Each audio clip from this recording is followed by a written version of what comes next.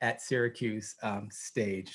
I'm Kyle Bass. I am the Associate Artistic Director at Syracuse Stage and the creator and curator of Cold Read. And I want to thank our symposium sponsor, SU Humanities Center Symposium Futures, and our sponsors for Cold Read, Raymore and Flanagan, the National Endowment for the Arts, and the Dorothy and Marshall M. Reisman Foundation. We are very grateful for their support.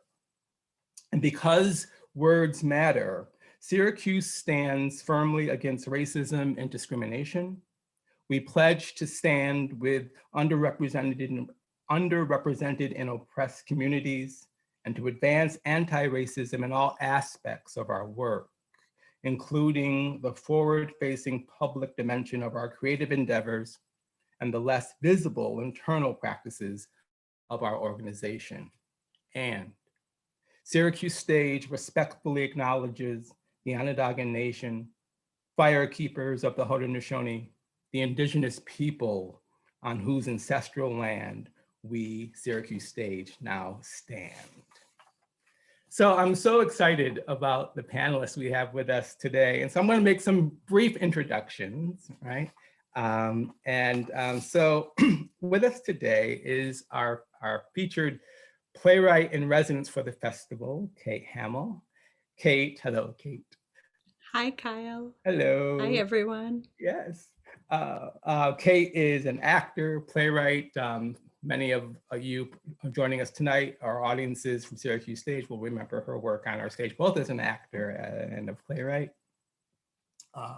She was a Wall Street Journal Playwright of the Year for 2017 and one of the most produced playwrights nationwide for 3 seasons running 2017 to 2020. Her plays include Pride and Prejudice, Sense and Sensibility, Vanity Fair, Mansfield Park, Little Women, Dracula, and Emma and Scarlet Letter, both upcoming. Scheduled world premieres were postponed due to COVID-19. We'll be talking about that.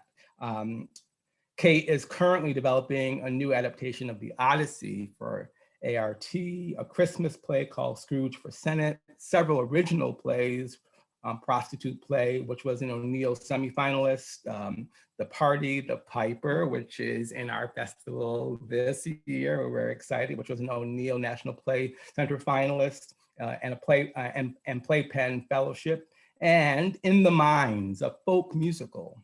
Her made-for-Zoom play, Badass Gal Boss Power Hour, mandatory meeting, will premiere with primary stages this spring. Kate, it's lovely to have you with us. It's so great to be with you all. Yes. Also joining us is Chesney Snow. Hello, Chesney. Welcome to the panel. Chesney is a drama desk winner and a 3-time artist in residence at Harvard University. Most recently, he wrote and appeared in Soiled Beneath the Empirical Decay for primary stages off Broadway and Two River Theater's production of Oubladi, composer, lyricist for the McCarter Theater and Long Wharf Theater's 2018 Crowns. His critically acclaimed choral poem, The Unwritten Law, premiered at Dixon Place in New York in 2017. A pioneering figure in American beatbox culture, he originated the role of Boxman in primary stages and on Broadway in Transit, at Circle in the Square. Chesney headlined Carnegie Hall twice with Distinguished Concerts International. He has produced and starred in the music documentary American Beatbox, which was placed in the Rock and Roll Hall of Fame, and numerous other archives throughout the United States. Chesney Snow, welcome, welcome, welcome. It's good to have you here. It's an honor to be here with all of you incredible artists. Thank you for having me. Also joining us is Evan Starling-Davis.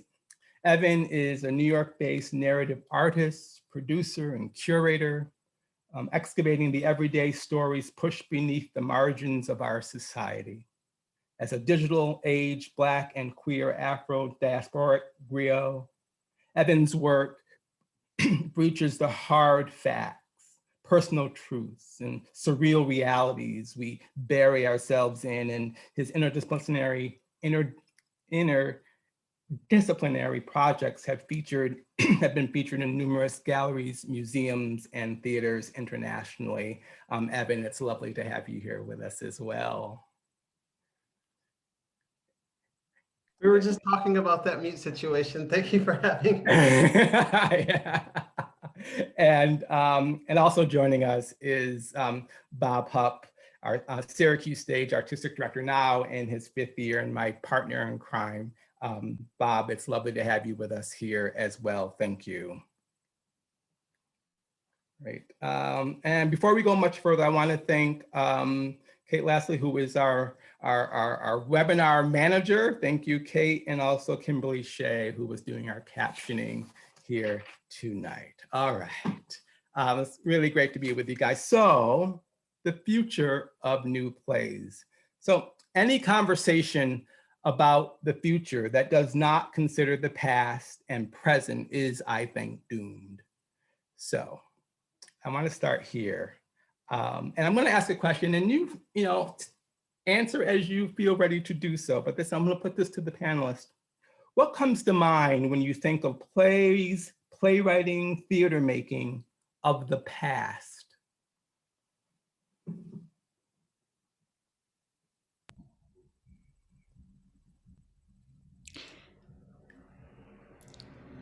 It's funny because I especially now in the sort of post-pandemic times, I'm so resistant to seeing things as a monolith. So I could say, like, these were the things that were wrong with how theater was made in the past and who was spotlit. But the truth is, the more I think about it, the more I realize, like, there have always been competing forces in theater. So there have been forces in theater of the past that were very cynical and sort of, I wouldn't say commercial is antithetical to art, but cynical about like what audiences would tolerate and what they wanted to see on their stages and what they would support. But within that, there have always been artists who have sort of been pushing the boundaries of that and who have been fighting that. So I feel like the theater of the past has often been questioning whether or not there was a demand for theater at all in society, and whether or not that was like being completely made moot by film and TV. And if the pandemic has taught us nothing, it is we desperately want to be together with each other and have things live, and the void cannot be filled with film and TV. Thank you, Kate. I'll dive into this too. I guess one of the first thoughts that comes to mind for me is how much is left to uncover regarding the past, especially for a lot of the Black playwrights who were essentially forgotten to history. I know that the Manhattan Theater Club is kind of excavating these old plays, and like, for example, I knew that Georgia Douglas Johnson was this prolific poet, right? But I had never read any of her plays, right? And so I think that there are a lot of voices in history that have been kind of forgotten in the American canon, especially when it comes to marginalized people, people of color, women.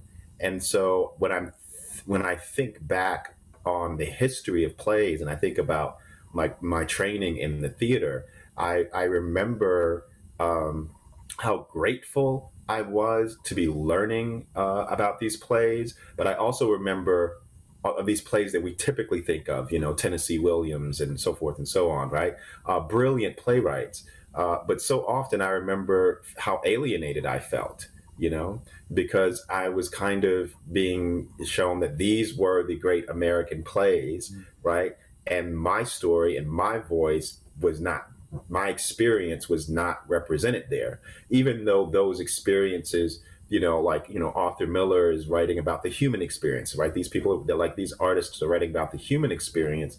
I felt at the time that, my experience was not included. So while I could relate to the Crucible, I could certainly study the Crucible, our stories weren't there. And so when I'm thinking about the past, and I'm thinking about, how that relates to the future and to future students, I really want them to be able to know that there's this rich history of playwrights and storytellers that look like them, that share the experience that they have. And so I think that there's a lot of work left to uncover the plays that have kind of been forgotten, and the storytelling that's been forgotten. So when I'm thinking about the past, it's exciting, right? Because there's all of this work that's sitting there kind of in a treasure chest that we have yet to unpack. So yeah. Yeah, great. Thank you, Chesney. And the idea of thinking about the past in literary terms, and of course, the critique of the canon and who says what the canon is and who establishes the canon. But I think when you look more deeply, the past can be a marvelous library, and the work is there, and we need to find it. Evan, thoughts about, what do you think about when you think about playwriting, theater making in the past? Yeah, I love the way that you phrase that, because I'm always coming from a place of like the past is the present, which informs the future. So I think that's just a really good launching point. But for me, I think I just go back to my experience of why I got into playwriting and looking at that style of writing as a method of healing. And I looked so many of my favorite playwrights and so many of my favorite plays. It comes from people's experiences of challenging the world. And just really reflecting and taking in their everyday experiences and heightening that. So I'm looking at the past as almost just like a guiding point for how I'm navigating right now. What does theater look like for me right now is exactly what people were talking about when they were making the plays that they were doing in the past. They were just challenging the everyday status quo. Yeah. Bob, your thoughts as your illustrious career in the theater, as a director, as a theater leader. When you think of theater making of the past, what comes to mind? What does that excite in your thinking? Well, it always gets down to storytelling, and what compels us to come in, sit in a darkened room and share stories. Kate's point is well taken. It's the sharing that we're missing right now. So to me, that's what I crave as an audience member, and that as a producer, that's what I hope to encourage. If you look at the history of playwriting, our art form has always been fluid. It's always changing. Form and content. It has continued to evolve. And I feel like there's never been a more exciting time, particularly in the evolution of American playwriting, than right now, because we have so many voices that need to be centered, that should be centered, are being centered in theaters across the country. And there are stories being told that we all crave to hear. And so I am very optimistic. I know that what is created is influenced by the past, but now I think it's much more freer. It's much more democratic. I think the way we can communicate, and if this time of COVID has taught us anything, is that accessibility. There no longer needs to be gatekeepers like artistic directors who are somehow interpreting what's being seen on stages. It's a much more open and generous process. I think that's where we're headed. I think that's how it's evolving. And I think that's really exciting. Right. I'm thinking here, Kate, this question about thinking of the past, and so much of your success as a playwright has come with your interpretations and adaptations of stories from the past. What draws you, and I'm going to say, back to those stories? Um, I really feel like if we don't learn, as the common expression, if we don't learn from our history, we're doomed to repeat it.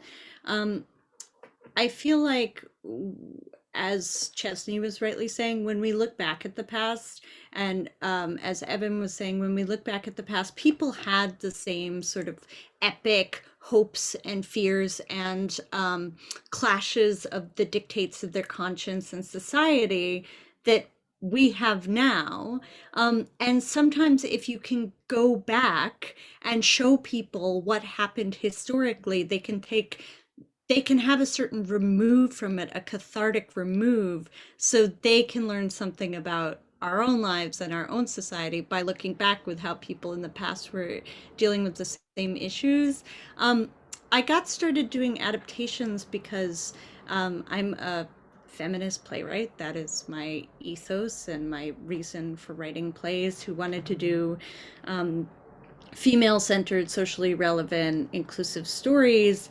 And the classics, what we often call the classics, are touchstones for us culturally. Like, we teach them in schools. They're very common signifiers. If I say so and so is a Macbeth, like, everyone kind of knows what I'm talking about.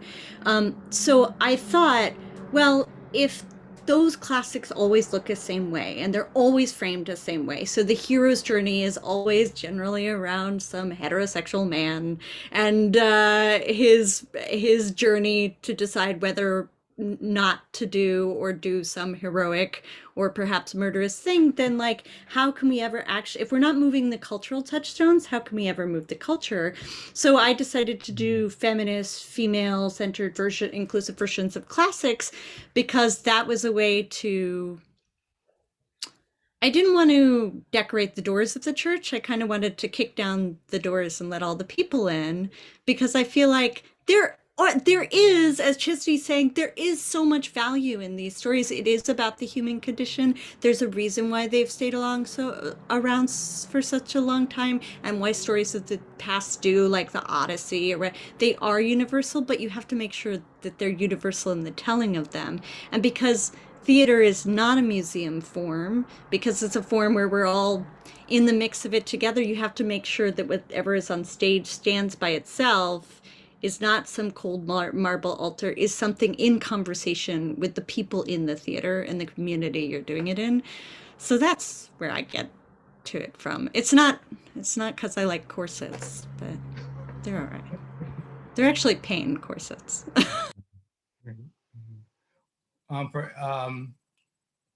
For any of you, in hearing what Kate shared, does it bring something to mind with your own sort of thinking about how theater making in the past informs your present day work?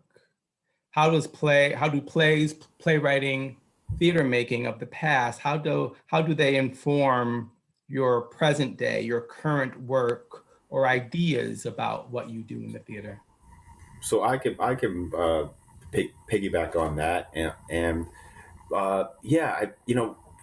one of the some of the biggest inspirations for me in the theater have come from essentially the model that Kate was talking about, right? These feminist icons, right? So a big influence for me was For Colored Girls Who Considered Suicide When the Rainbow Is Enough, right? About how she sought to, like, break form, right? And that it was okay, and that it wasn't just okay to break form, but it was necessary to break form, right? It was in order to kind of break this kind of stagnant way that we thought about storytelling, And so, today, when Intozaki was like a really, like, that was a big inspiration for me, and it informed me because I then wanted to explore the choreo poem, and then went out and sought, the people who had worked on the original choreo poems with her, and I was lucky enough to be able to sit in the room and pick their brains and be like, how did this work? Like, how did you guys create this? So that I could then be inspired to take what was done and then begin to build on that and explore that, right? And that and so I had to look. It's weird to think of that, for Color Girls, as something of this past, but yeah, it was so. It's. I think sometimes we forget how long ago it was and how groundbreaking, and what a rich voice she was. Another person that really it inspired me, just kind of looking at the past, was Anna Devere Smith's work. When I first saw how she was taking these real epic moments of human history, that was so contemporary, right? That you could almost just smell the fires, still burning while she was crafting this work. It certainly informed for me the purpose of storytelling for me, because the purpose of storytelling for me was to create that visceral reaction, right? That visceral response, so that we can, as Kate was saying, move the culture. When I was doing The Unwritten Law, which is a choreo poem, it was about we opened we had this show, and then our next show, Charlottesville, happened, right? And the resonance of examining the Black experience historically over the past 100 years and what we had been going through, you could almost feel how people were in tears of the show, because they were like, that was my story, and I never see my story on the stage, right? And it wasn't about an examine of just looking at trauma, but just really kind of looking at the nuances and the realities of our lives. And that's kind of what I felt when I saw For Colored Girls. So it inspires me, what's been done in the past, to be able to continue to break form and build upon those voices that have been left for us. When you point to For Colored Girls, and you said, we forget how long ago that was, and we're reminded that, we always think of the future when we say the future will be, but the future was as well. The future was, and The Colored Girls was the future, right? And so it's how that works, and in our thinking about how time really kind of stays with us. Bob, in programming, one of the things that we hold to at Syracuse Stage is that we want to produce new plays and classics, right? That these two things live together. So when we're talking about classics, we're talking about the past. How important is it from an artistic programming point of view, the relationship to theater's past in terms of production and choice making and programming? I think it's vitally important. It's important because it is interesting to see how a resident theater company, a regional theater company, will interpret a play that has a significant artistic footprint.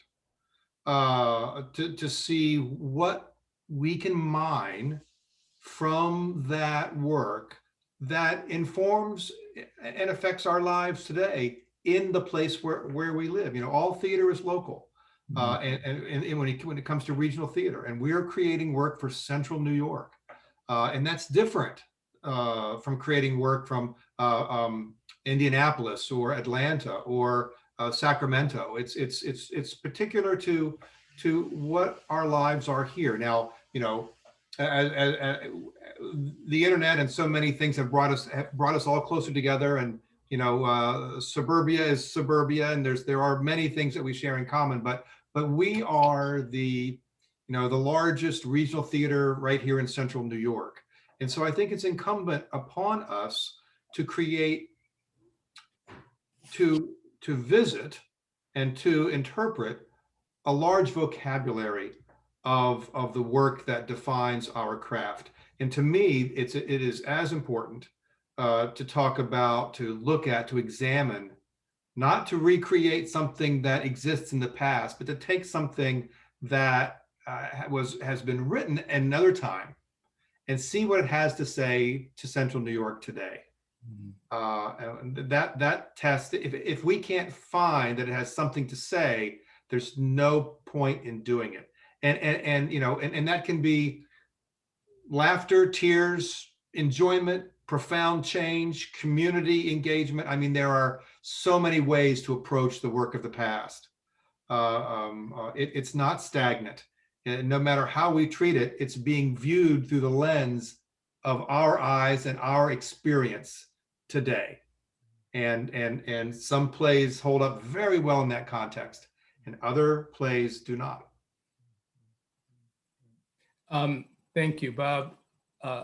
Evan, as you think about sort of the impress of the past on your present day work, your current work, what comes to mind? What floats to you? Yeah, storytelling, like that word has been thrown around a lot, and I think about like how I approach plays and like just the importance of the history that's right here in front of my hands, meaning like my family history or my community's history or my nation's history, and just like how a deep dive into like that archival like process, like almost like how it really starts to shape your identity and like who you are. So yeah, I think I'm looking at like past theater and like that storytelling and just accessing that as just another way of building upon like yourself, like Chesney was saying. Yeah. Thank you. So we've talked about the past, we've discussed the present, so the future. So from your point of view, for your points of view, what should the future of new plays, new theater making look like? And I put that word "should" in quotes. I suppose I should say, what might what it look like? Let me think. And you can, you know, it can be aspirational, it can be critical, the response, whatever you think. You know, I can start this one off. So I'm just keeping up with the times and just really like keeping in mind like representation and like the type of stories that are being put out there.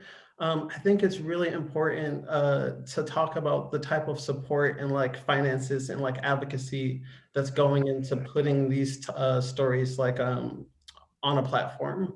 There's so much out there like in the world, and there's so many beautiful writers and so many beautiful storytellers and filmmakers. How do we systematically fight against like, systemic like barriers for all of those stories that are able to come into place? I think about like what are the time, space, and like funding that we need to put in place to like really make an impact.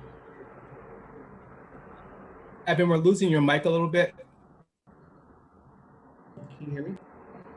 I can hear you. Give us another, just speak a little more, please. Did you hear the last thing that I said? Sorry. Yeah, we can hear you now. Would you repeat your last statement?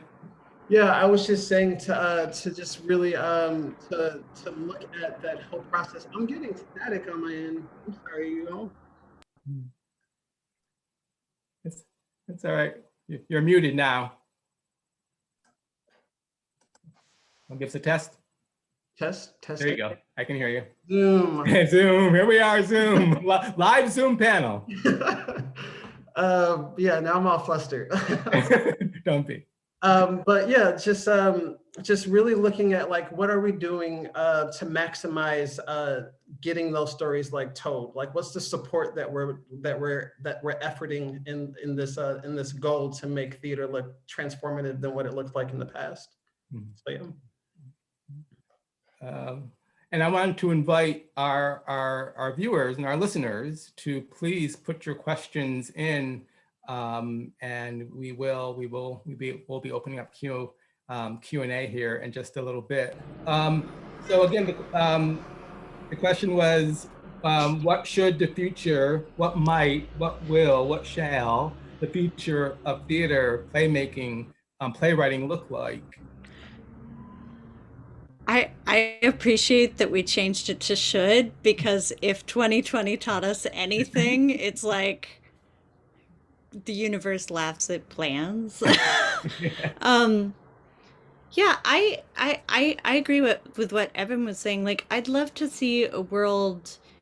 My big fear when the pandemic first hit was that a bunch of theater makers, out of a fear response, were going to shrink back to about 20 years ago, to go like, okay, like we can't do anything risky, we can't do anything that won't appeal to everyone, because we just need to make as much money as possible. And what I've been pleased to see is theaters are actually not doing that. Theaters are trying to, feeling very much the responsibility of being relevant and saying relevant things. I'd love to see actually the work environments that theater is made in become healthier. I mean, one of the reasons why I've worked at Syracuse Stage so many times and why I love working at Syracuse is you guys are really good about, it's an excellent anti-harassment policy. It is an equitable workplace. Like, that is at the forefront. And unfortunately, a lot of these issues have not been addressed in theater environments. And there are a lot of people doing a lot of advocacy. We see White American Theater. I'm part of a group called Anti-Harassment Artists that's trying to work to pressure basically unions to do more to police chronic harassers within their own ranks. It's an awkward topic because no one likes to talk about it, but I just would like to see not only the diversity of voices on the American stage that Bob was talking about, that I think is a really exciting moment, but for us also to look at equity in workplace policies, making sure that every environment is as great to work at as Syracuse, that it's safe for everyone, that and that artists are able to make a living and also feel and staff and feel like they're doing so in a safe way, because I feel like the safer the work environment is, the better the work can be. And it would be great if we got Medicare for all too, because a lot of freelancers, including me and my husband, who's worked at Syracuse many times, like, health insurance is a big concern, and that's, so I would like to see, like, if theater's like a shining light for society, then I think our workplaces really have to reflect that. So that's my hope. So I'll say yes and to all of this. So when I'm thinking about the future of theater, I often think about I often think about this analogy between like the horse and the buggy and the car, right? Right. So there's still horses and there's still buggies, right? Okay. But when the car came out, right, the horse and buggy industry changed. All right. And so one of the things that I think this pandemic has taught us is that the theater community needs to really embrace technology and how people are actually communicating in the real world. And if it doesn't, right, then it can't be sustainable, right? Now, it's not to say that, our stages are going to go away or that our stages are not valuable, right? But, I think Broadway, for example, is getting ready to go through this right now, right? And that the majority of their audience are tourists, right? It's going to be quite a while before tourists are actually going to be at the levels that they were at before, right? How do we go about not necessarily just putting our performances online, but how do we go about really engaging the audiences on these platforms? How do we go about creating true multimedia performances that are not just projection, and so that's one of the things that I'm really, really interested in is how do we go about really embracing and moving with technology? Because another example I like to give is around the music industry. You know, when the music industry was at its height, it was inconceivable that it would die. Right now, the music industry is essentially like a marketing industry, right? Because of how much they lost when the MP3 came out, and how that really transformed their their revenue, their funding, right? And so I'm thinking about with that's one of the things that I thought about with theater, right? Is that I don't think theater, obviously, it's not going to disappear, but I think that it will, if it wants to think about its sustainability, right? So that it's not just about, is a funder able to give us enough money to kind of survive this year or the next 2 years, right? But that our community is actually able to hold us up, because we're actually able to connect with the community in a way where those communities are really feeling like going to the theater is a valuable way to spend our money. Like if I'm going to go spend my money at a bar, I'll spend $100 at a bar, but if I'm spending $20 at a ticket, it's how do we create that value? That's one. And two, when I was traveling around the country, one of the things that I've noticed in a lot of these small towns, that have these kind of like one main street through the town, is that they all on that main street have a theater, right? They have an old theater that's been there for probably 40 or 50 years that is not really being used except for a like an after school kids program, which is awesome, and we need more after school children programs, right? But I'm wondering, what are the effects of community theaters and theaters who were in these small towns? What's the effect of those theaters being empty, and those theaters not having plays and musicals that reflect and talk about the life? Because one of the things that I thought was so brilliant about what Bob said is about how local our art form is. And I think about how we were talking about, I saw one of the ideas that we'd be talking about is like Trump and the age and the era that we're in, right?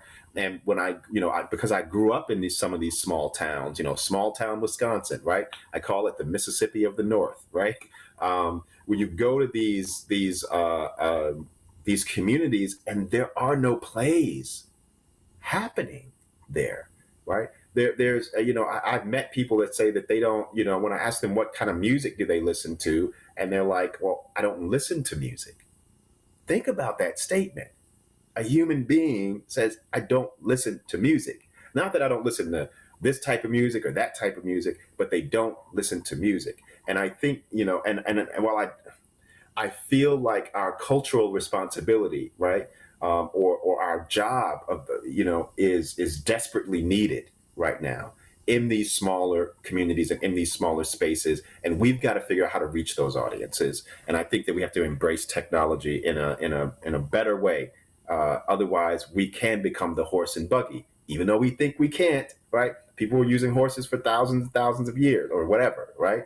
But we can make ourselves irrelevant if we do not transform.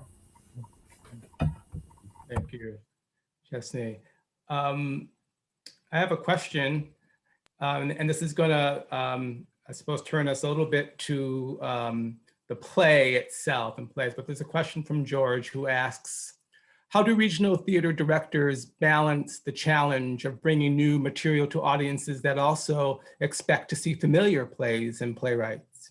In a subscription season, likely 6 productions, how much audience taste do you expect for new work? So, Bob, that's you and I tackle this. A lot of that gets at how you define audience. Mm-hmm. And who is audience. I of this esteemed panel, I'm the non-playwright of the bunch, right? I am a producer and sometimes a director. But to me, one of the exciting things about the future of theater, of plays, is how we are going to redefine what audience means. If you look at regional theater, and it's a fairly short history, right? I mean, back to the 50s, what have you, it has historically been upper middle class white folks subscribing to theater. And I think we are on the cusp of shaking that loose. And I think we have to embrace that responsibility of working together to shake that loose, so that the stories that we tell on our stage appeal to a broader and more engaged audience that brings the entire community that makes theater vital. Because Chesney, you talk about, how many people say music is not a part of my life. I bet you could, if you said how many people could say theater is not a part of my life, I bet you could triple or quadruple that number of people who say, well, theater is not a part of my life. And I think that the work exists, the artist exists to change that. And I think that it's incumbent upon theater and directors, as George was asking, our job is to work to provide the tools, to provide the access, and to collaborate with our community to change what it means to be an audience. Whether that's experiencing it in the room, whether that's experiencing it remotely, however that might mean, whatever that might mean for the future, we've got to learn from the last 12 months. We've got to take the good things that came out of the last 12 months. And there are some good things. I mean, we focus on the bad things because God knows there are a lot of bad things. There are some good things. Focus on how we can build and use those tools to redefine what it means to have an audience for what we call theater. So what do you think, Kyle? Well, we talk a lot about this, and I at the risk of patting ourselves, Syracuse Stage, on its back, our own back, I think we've done a pretty good job at balancing new work and classics. We have had a world premiere in the last 3 seasons, I think that's right, and there's one coming in the next season. And really, a cold read was born out of a way to, and this goes to George's question, this idea of taste and expectation. And I really want sort of to interrogate and dismantle a little bit those words, because we all have our taste, but I would love it that we build a culture, a theater going culture that's adventurous beyond its tastes, and I think that is something that we really, really want to get at. We don't want a theater in which, I think what is more desirable is a theater that is not sort of built on value. I paid $30 for this ticket, I better like this play. More on the openness to the experience that only theater can give. So that you come to the theater not looking for what you want, but open to what you're offered. And so cold read is a little bit about bringing audiences closer to like the development of new work. I use development because I have a love-hate relationship with that word and that process.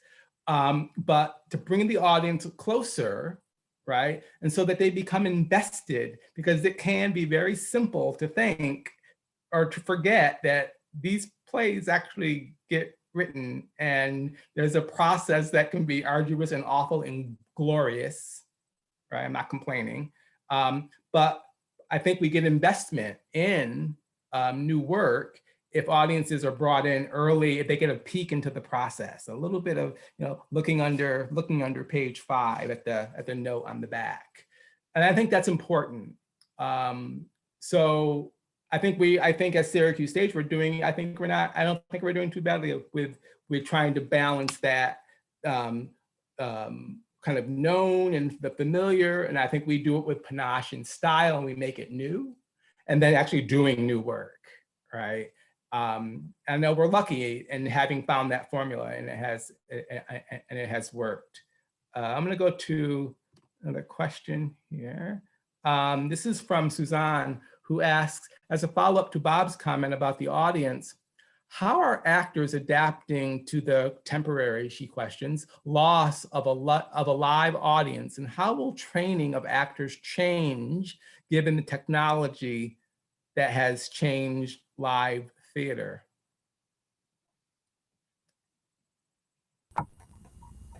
can I start kick this off a little bit? Sure. So, when this whole pandemic started, right?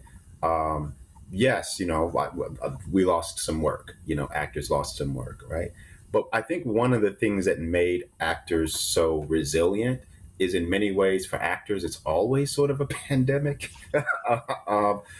Like trying to, when you just look at the numbers of how many actors are actually working at any given time from the union, in the unions, when you think about, what it means to actually get work, to get health insurance as an actor, like the challenge of actually like securing that. We're always kind of in this mode of trying to navigate the impossible, right?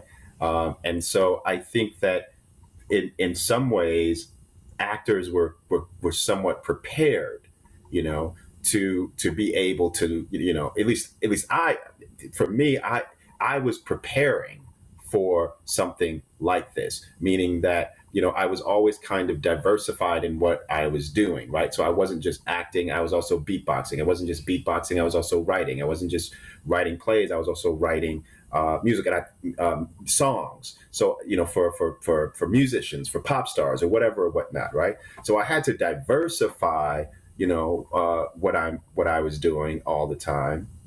And so I just wanted to kind of kick that off. I think a lot of actors identify with this idea that, if you're a working artist, you're always kind of up against, each quarter, not being able to know what to expect, right, in the coming year or couple of months. Yeah. I don't know if anybody agrees or has that same vibe, but. Well, Kate, perhaps you can, you're the other actor amongst us here, about that idea. Like, what do you anticipate will change in terms of being an actor? What technology has sort of done to our process? Piggybacking what Chesney was saying about new forms of media, I feel like it has forced everyone in our field, and indeed every field, to get way more comfortable with new media and with thinking flexibly about things. Jason O'Connell, who's my husband, and I actually did a show for Syracuse. We did Tally's Folly in 2020, which Bob directed, that was streamed. And it was, Jason and I are primarily, we do some film and TV, but we are primarily theater workers. Like, there were years where our entire living was through the theater. So it was pretty shocking for us when everything just sort of like fell. I was lucky, as Chesney said, like, we had some experience throughout our careers of pivoting, and I was lucky to pick up some screenwriting work, because for us it was like, oh my God. But we were very used to a certain skill set, and even when we did Tally's Folly for Syracuse, we had to adjust to doing a play without an audience. And it was so interesting to see how certain parts of the process were so familiar. The first time we read through the play, we both cried because we had missed doing a play. We had missed doing that work, and how certain point, like, and how gratifying it was. Like, Jason's 104-year-old grandma could watch it and she's homebound, but she can watch something on a computer screen. So that accessibility was incredible. But also, we miss the kind of electricity you get when you have an audience out in the house and you can tell if something's funny or something's working. There's like a wave you ride. So I think it's an interesting question. What will actor training be? I don't envy my friends who are teaching right now, because I think it is an ongoing, evolving question. But in the same way that social media has changed a lot of stuff for us and Zoom has changed a lot of stuff for us, I think that question is ongoing. And I think how it will change us as actors is still, as indeed all artists, is still really an ongoing, flexible question, and probably we'll never know the answer until like 30 years from now when we're looking back. But I can say, like, for me, it got me way more comfortable. I worked in film and TV, but I wasn't that comfortable with it. And now I'm like, sure, I just get it much more than I used to. And including, like, we have a whole setup in our back room now that we never had, and it was out of necessity. So I do feel like, as Chesney pointed out, we are gaining new skills. I feel like Generation Z is especially on top of those skills, and I'm looking forward to seeing what they come up with, because I don't think any of us know. As actors, we're sort of like, making it up like everyone. Thank you, Suzanne, for that question. Thank you, panelists, for the answer. Here's a question from an anonymous attendee. Theater has been such a fantastic art form for wrestling with many of the horrible oppressions of contemporary life: racism, sexism, transphobia. How does contemporary theater face the new and almost ungraspably horrible challenge of climate change? What kind of storytelling can help audiences feel the immensity of this challenge and also maybe not paralyze them? So it's interesting, right? Because when Kyle was approaching me about cold read and like what I wanted to do, I wanted to actually write something about climate change, right? But also contemporary issues around water and the preciousness and the water crisis, but to do it in a way that was, one, family friendly, one that really told us, a story of marginalized people. I think one of the things that, just to kind of answer that question, I found such joy in exploring the issues, and I think what would help theater is to connect with some of the organizations that are at the front lines of doing this and thinking about what sustainability looks like, right? There's a thing called the Sustainable Development Goals, right? That were put out by the United Nations, and they kind of list a lot of them that are, a lot of these goals are directly connected with our lives and with our struggles. And so I think that if theaters began to kind of coalesce and think about what are ways in which we can be sustainable and actually address some of these issues from that standpoint of like production, right? I know that there are a lot of organizations that are at the forefront of this. There are organizations that are focused on film and how can they make filming sustainable, the recording of music. And I think that that's something that's kind of on the cusp for theaters right now, because theaters, are the costs, they have a lot of costs, right? So now to think about, how are we going to, use, sustainably develop techniques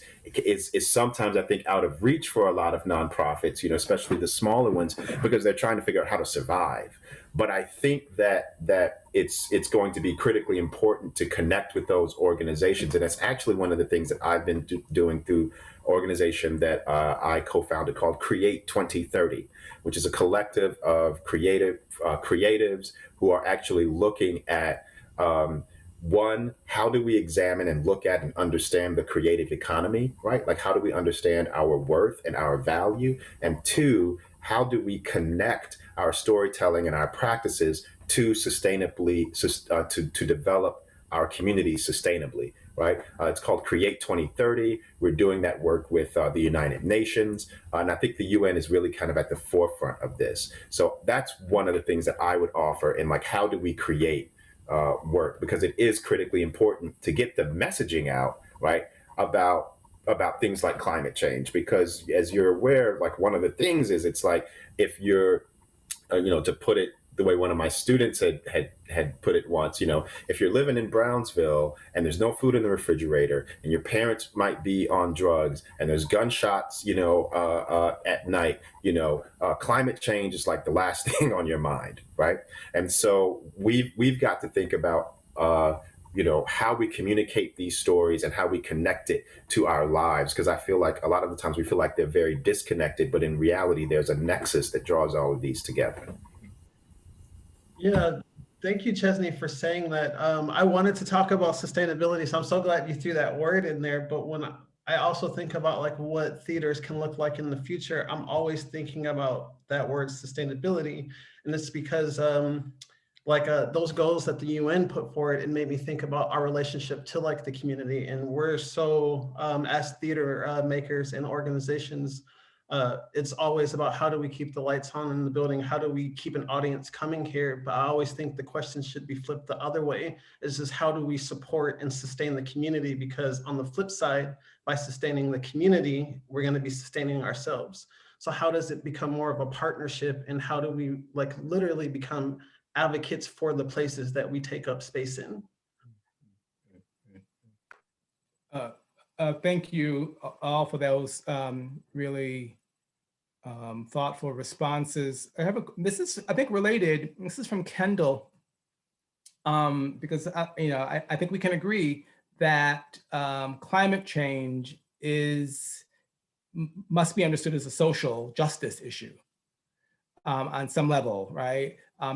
If at least as an environmental justice issue, which comes down to social justice issues. And the question from Kendall is, questions of justice seem so crucial and urgent at the present moment. How should new writing respond to the questions of the present moment, and how can it remain relevant into the future? I love this question.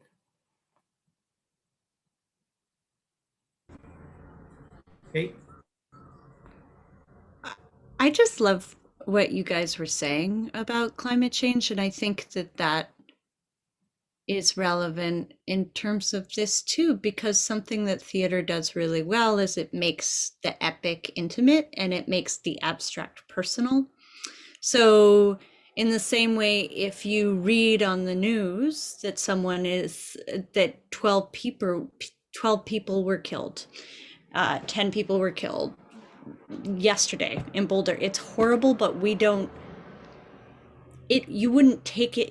you can't take it in the same way as when you see the story of someone and then experience that loss. And I think what theater can do when it's used for good is it can make these big issues into intimate personal issues, and it can allow you to have the catharsis of that character and hopefully build empathy and hopefully like get you fired up.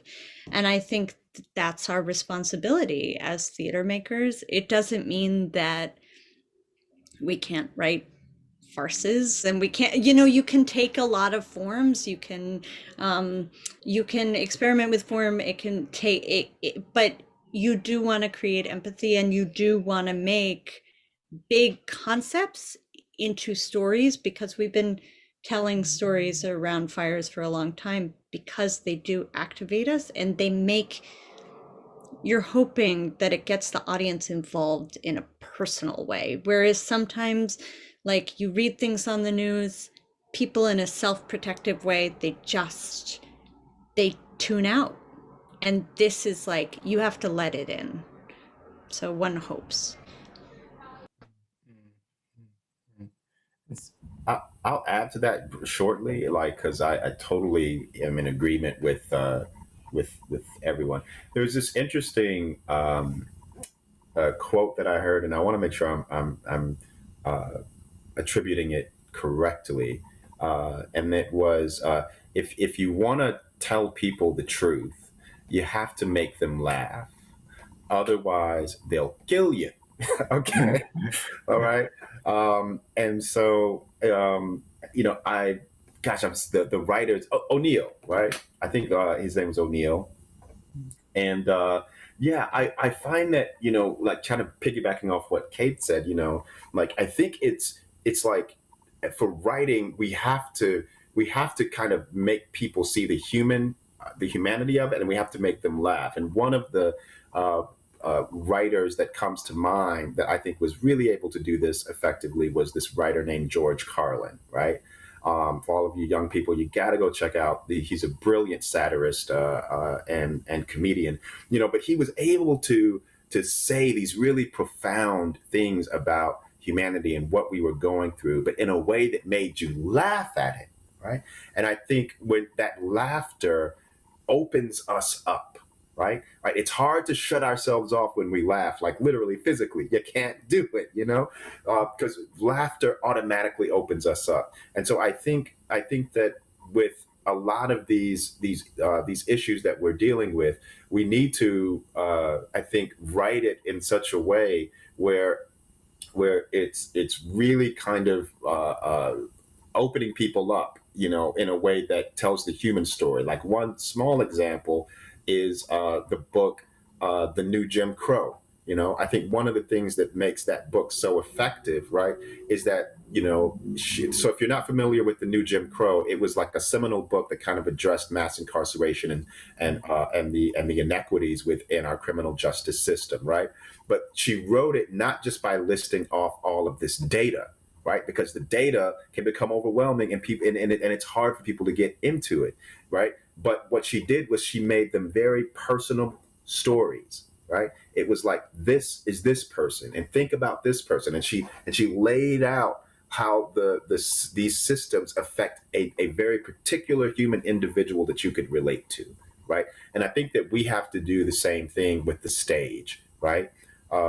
Because otherwise, there's so much information coming out at people that it's easy for people to be like, yeah, I care about that, but now I got to turn the channel to the Real Housewives because it's too much for me, right? So we've got to figure out ways to do that. I want to bring in a question from Cynthia, and Cynthia is 9 years old, and she wants us to know that Mr. Snow is Cynthia's teacher, and she says thank you.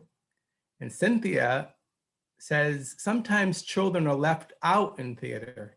I mean, that plays are usually for grown-ups, so I think that more people would be interested in theater if they started the love for the arts at a young age.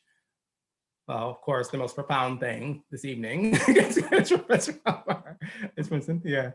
Thank you, Cynthia, for that reminder. It is called, let us not forget that it is playwriting, right? It is a play that we're talking about.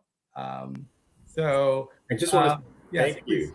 I just want to say thank you, Cynthia, for that. And it's one of the reasons why I really wanted to have them here, because I really do feel like it's important for us to not forget, that when, we're not just making a children's play, that children are people, mm-hmm. right?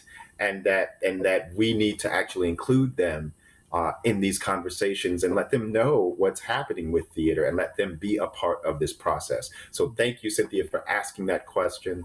And thank you for staying here and being here. I see that you guys are still here, so you make me so proud. Thank you. Fantastic. Cynthia, awesome. You're totally right. And thank you for that reminder, because you are totally, totally right.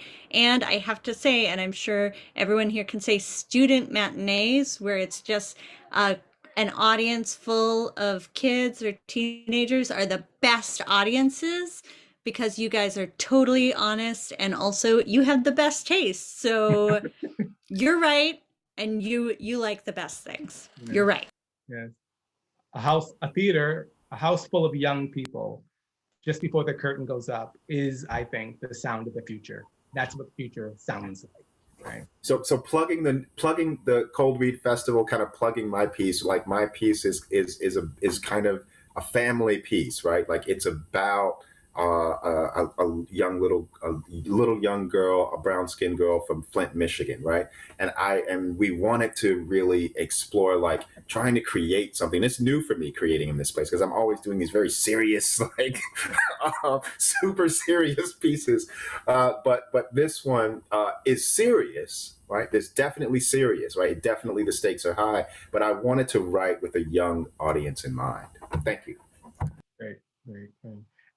Here's, and I think this will be our final question for the evening. How can regional theater and Syracuse Stage help bridge the gap between community while also providing support and resources to young, diverse, emerging playwrights? I'm gonna jump in on that one. Short answer is hire Kyle Bass. That's the short answer.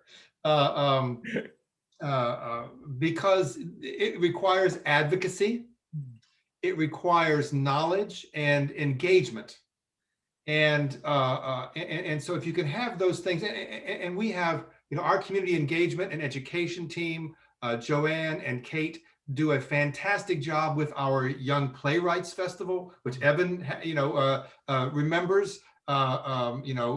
Giving young people the opportunity to write. One of the things that we know is that experiencing new ideas and new ways of thinking is so important, but creating them is equally important. Being part of the development process. How can we bring people into the theater and make them part of the creative process? Encourage their own creativity. I think that helps us encourage our community and ties Syracuse Stage to the community, where we can lift the veil and get as many people involved in the creation of work, not just seeing it, but creating it. How can we do that? How can we do more of that? I think that's a very important part of our future moving forward. And we do see our community engagement team doing that, and we need to find ways to do more of that. To take a step back, something that I think, in terms of how we can evolve the ecology of our field and how we can encourage new voices, diverse voices, how can we support that? Hand in hand with that conversation is a larger question of how our field is funded and supported, or more specifically, how it is not funded and supported. This is not going to change on the back of a ticket sale. That's not the answer. That just puts up more barriers. In the last couple of months, we've seen through the new stimulus relief package, we've seen more money going to the National Endowment for the Arts, $135 million, than we've seen in decades. But the amount of funds that as a society we dedicate to support the arts is minuscule. And if we've learned anything through this time of pandemic, we can see how important the arts are to the fabric of any community. And until we can have that conversation, and I don't know that we're that close, but we're closer than we were a year ago, to reevaluating and rethinking how we support the arts and how we support playwrights and how we support the theaters who support playwrights. It's going to be a long, slow climb if we can't reevaluate and rethink the support structure for our nonprofit theaters and how that support structure can benefit playwrights, and particularly young emerging playwrights who aren't writing for Netflix and who don't have a show running in commercial theater, but who have some important, valuable things to say. Fantastic. That sounds like a soapbox. Sorry. Thank you, Bob, for that, Bob. Chesney, do you have a thought? I see your hand. I had one. Yeah. Okay. I had one thought on this, right? Because it's brilliant, just to add to this space. When George Floyd was murdered, and we started to kind of see this movement in the streets, and theaters and institutions started to really start reflecting, right? One of the things that I thought about was the spaces that theaters actually hold, right? Like the physical real estate that theaters hold, and what other purposes they could serve. And it made me think about this organization that I worked with when I did a storytelling workshop program in Rikers, right? And that was funded by this place called the Town Hall, right? And the Town Hall is like this theater, right? It's like event space in Broadway, in the heart of Times Square, right? And it pretty much holds like conversations and concerts. But what's interesting about that place was the history behind it, right? About how that place was essentially founded by suffragettes as a space where people actually came into that theater and held dialogue and conversation in front of each other, face to face, debates, right? Because one of the things that I feel has happened is there are a lot of great things that have happened with social media, but there are also really the devastating things for our society that have happened with social media.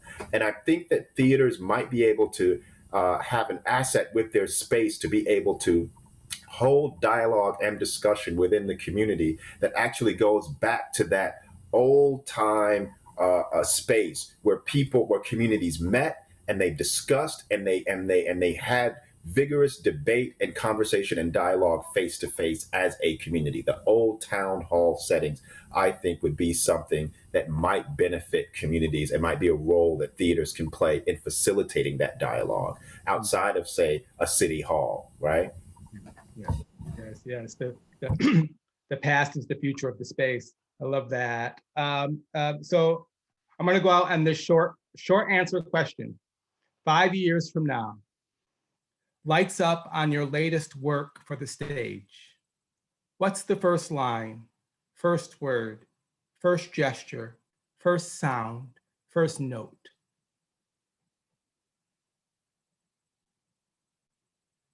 Five years from now.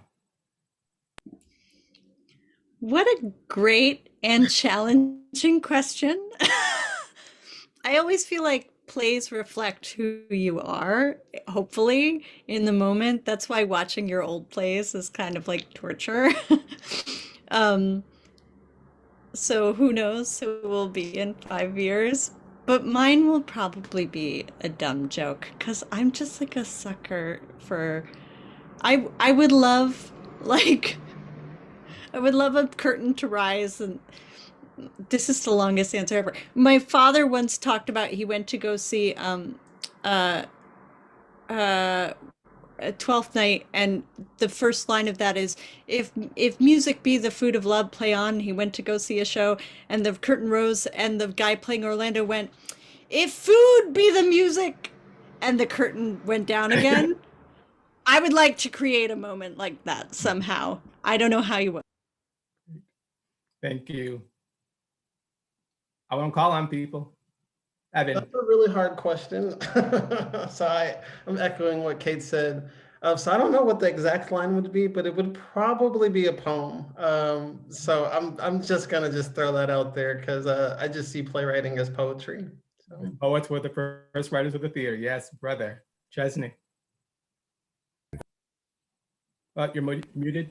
God, that's a really tough one. I was thinking about the line of my show, The Unwritten Law, because I'd like to see that go up, but I can't say that line. I think it would be. I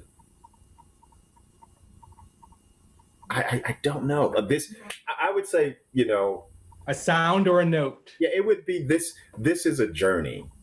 Right? This is a journey. That's what I would, instead of once upon a time, I'd like it to be, this is a journey. Right? Bob.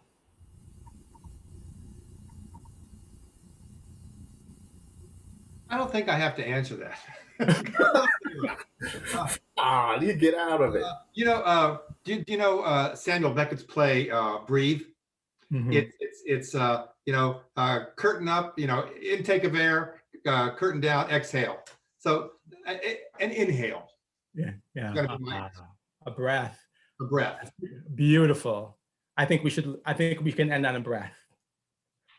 Thank you, Evan. Thank you, Kate. Thank you, Chesney. Thank you, Bob. Thank you, all those who joined us today, this evening. Thank you for your great questions. A special shout out to Cynthia. And thank you, Kate, for managing our web experience, and thank you, Kimberly Shea, for your captioning. Thank you all for joining us. Please be